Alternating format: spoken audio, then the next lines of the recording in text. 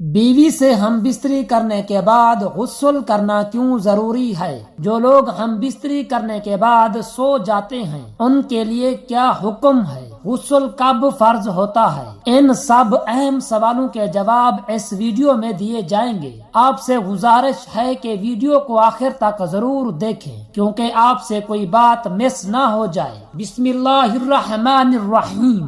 السلام علیکم ورحمۃ اللہ وبرکاتہ۔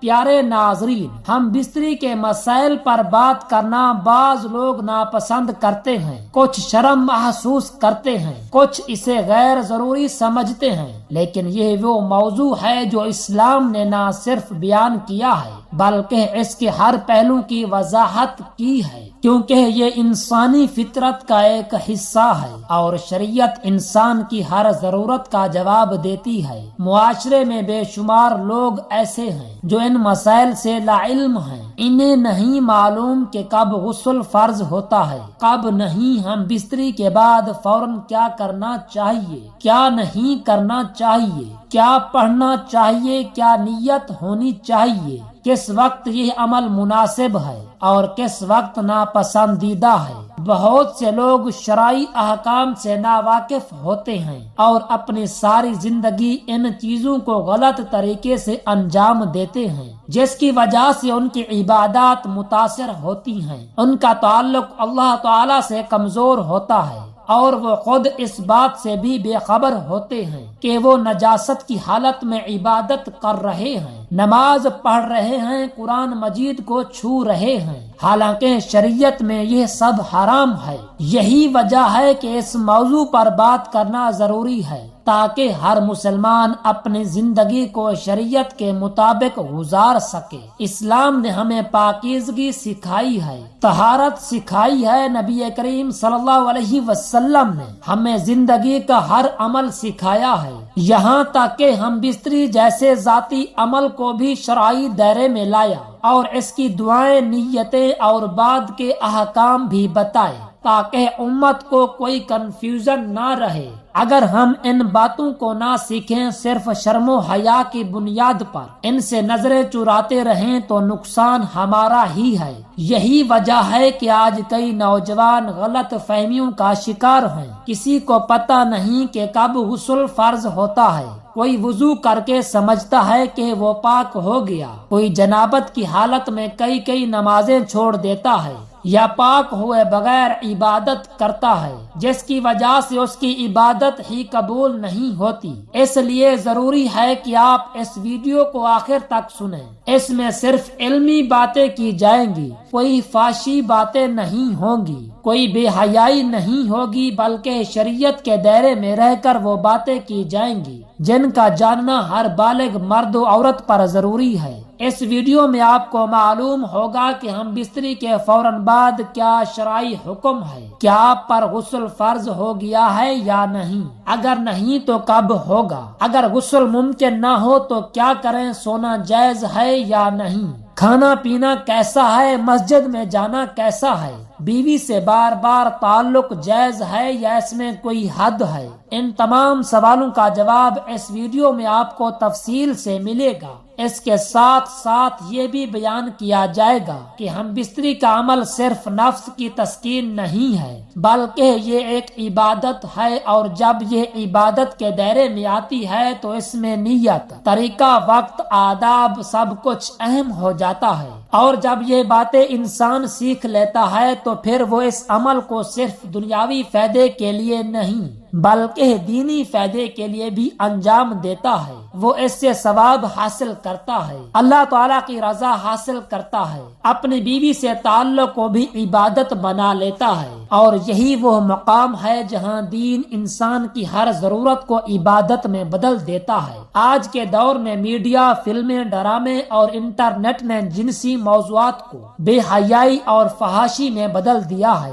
لوگ جنسی مسائل صرف فحش مواد کے ذریعے جاننے کی کوشش کرتے ہیں، اور جب ان سے اسلامی معلومات مانگی جاتی ہے تو ان کے پاس کچھ نہیں ہوتا، کیونکہ انہوں نے ان مسائل کو صرف دنیاوی عیاشی سمجھا ہے، دینی فہم سے نہیں دیکھا۔ اس لیے یہ ویڈیو ہر اس شخص کے لیے ہے جو چاہتا ہے کہ وہ اپنی ازدواجی زندگی کو سنت کے مطابق گزارے، اپنے تعلقات کو پاکیزہ بنائے، اپنی عبادات کو درست کرے اور اللہ تعالیٰ کے قریب ہو۔ اگر آپ واقعی دین سیکھنا چاہتے ہیں، اگر آپ چاہتے ہیں کہ آپ کی عبادات ضائع نہ ہوں، اگر آپ چاہتے ہیں کہ آپ کے جسمانی تعلقات بھی اللہ تعالیٰ کی رضا کا ذریعہ بنے، تو یہ ویڈیو آپ کے لیے ہے۔ آپ اسے مکمل دیکھیں، دھیان سے سنیں، سمجھ کر سنیں، کیونکہ اس میں وہ باتیں ہوں گی جو نہ سکول میں پڑھائی گئی، نہ گھروں میں بتائی گئی، نہ عام طور پر علماء سے سنی گئی۔ اگر آپ مرد ہیں، شوہر ہیں، باپ ہیں، بھائی ہیں،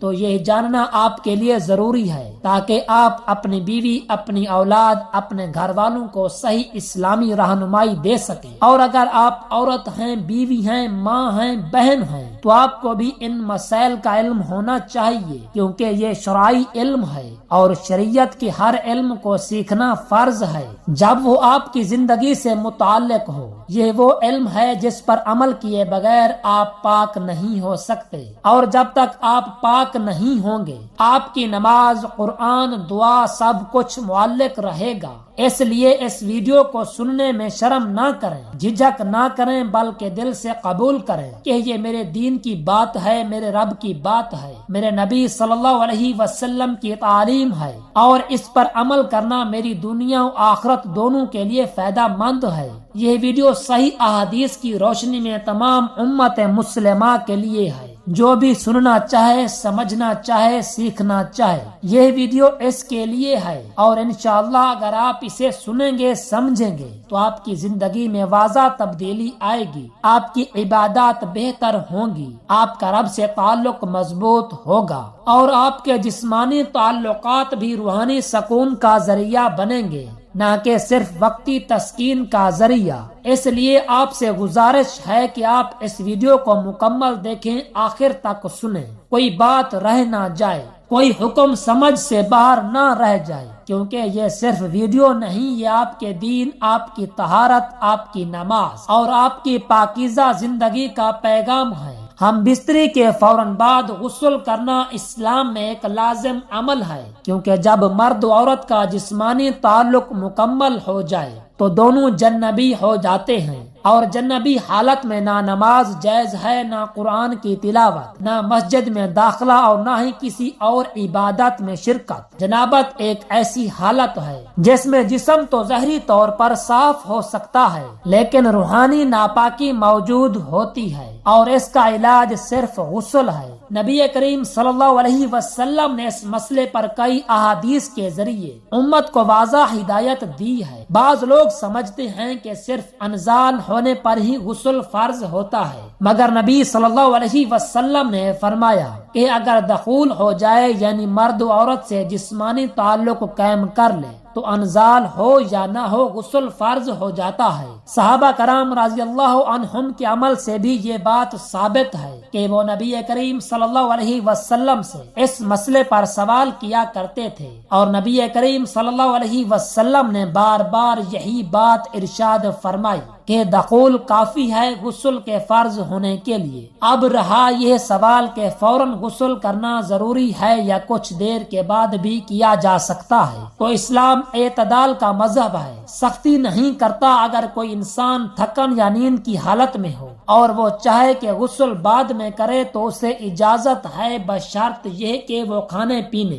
یا سونے سے پہلے وضو کر لے۔ نبی کریم صلی اللہ علیہ وسلم کا عمل بھی یہی تھا کہ اگر آپ صلی اللہ علیہ وسلم فوراً غسل نہ کرتے تو وضو کر لیتے، تاکہ کسی ناپاکی کی حالت میں سونا یا کھانا نہ ہو۔ یہ وضو کرنا دراصل ایک طرح کی طہارت ہے جو مکمل غسل سے پہلے اختیار کی جاتی ہے۔ اس سے معلوم ہوتا ہے کہ اسلام صرف جسم کی صفائی ہی نہیں بلکہ روح اور ذہن کی طہارت پر بھی زور دیتا ہے۔ بعض اوقات میاں بیوی کے درمیان تعلق رات کے کسی ایسے وقت میں قائم ہوتا ہے جب انسان تھکا ہوا ہو یا نیند کا غلبہ ہو، تو ایسی حالت میں اگر انسان وضو کر کے سو جائے اور صبح فجر سے پہلے غسل کرے تو شرعی لحاظ سے یہ بالکل درست عمل ہے۔ لیکن اگر کسی شخص پر فجر کی نماز واجب ہو چکی ہے اور وقت قریب ہے تو اب اس پر فوراً غسل کرنا لازم ہو جاتا ہے تاکہ وہ نماز پڑھ سکے، کیونکہ نماز ایک ایسی عبادت ہے جو بغیر غسل کے جنبی شخص پر حرام ہے۔ اسی طرح اگر کوئی شخص دن میں بھی ہم بستری کرتا ہے تو اس پر نماز سے پہلے غسل کرنا فرض ہے، چاہے اگلی نماز کا وقت ہو یا نہ ہو۔ عورت پر بھی یہی حکم ہے کہ اگر اس پر حیض یا نفاس نہ ہو تو ہم بستری کے بعد غسل کرنا فرض ہے تاکہ وہ عبادات کر سکے۔ اب بعض لوگ سوال کرتے ہیں کہ اگر ہم بستری کے فوراً بعد غسل کریں تو کیا یہ صحت کے لیے نقصان دہ تو نہیں؟ تو اسلامی تعلیمات کے مطابق دین نے کبھی کوئی ایسا حکم نہیں دیا جو انسانی صحت کے خلاف ہو۔ نبی کریم صلی اللہ علیہ وسلم نے خود فوراً غسل کیا ہے اور صحابہ کرام کا بھی عمل یہی رہا ہے۔ اگر کوئی صحت کے حوالے سے کمزوری محسوس کرے تو وہ تیمم یا وضو کر سکتا ہے، لیکن جہاں مکمل غسل ممکن ہو وہاں اسے ترک نہیں کرنا چاہیے۔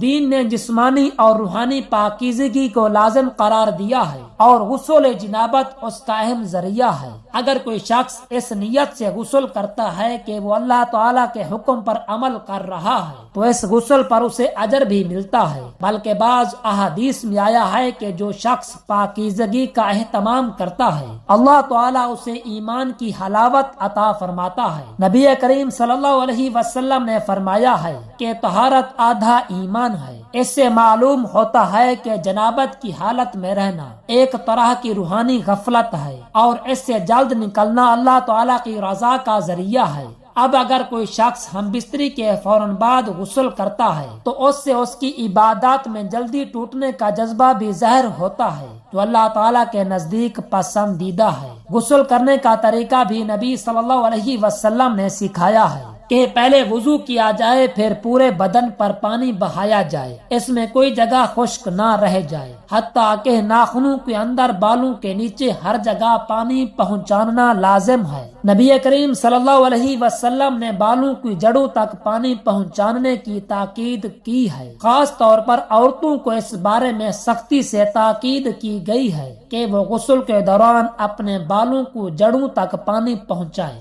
بعض عورتیں یہ سمجھتی ہیں کہ بالوں کی چوٹیاں کھولنا ضروری نہیں، تو اگر پانی جڑوں تک پہنچ رہا ہو تو ٹھیک ہے، ورنہ چوٹیاں کھولنا لازم ہو جاتا ہے۔ غسل صرف جسم کو صاف کرنے کا نام نہیں بلکہ یہ ایک عبادت ہے، اس لیے غسل کے دوران دل میں یہ نیت ہونی چاہیے کہ میں اللہ تعالیٰ کے حکم کی اطاعت کر رہا ہوں اور اپنی روح کو پاک کر رہا ہوں۔ اسی لیے علماء فرماتے ہیں کہ غسل کے وقت ذکر کرنا اور بسم اللہ پڑھنا بھی مستحب ہے، اگرچہ جنبی حالت میں بسم اللہ بلند آواز سے نہ پڑھی جائے۔ دعا ہے کہ اللہ رب العزت ہمیں پاک صاف رہنے کی توفیق عطا فرمائے اور ہمیں 5 وقت کا نمازی بنائے اور ہمیں اپنی بیوی کے ساتھ شریعت کے مطابق ہم بستری کرنے کی طاقت اور توفیق عطا فرمائے۔ آمین ثم آمین۔ جزاک اللہ۔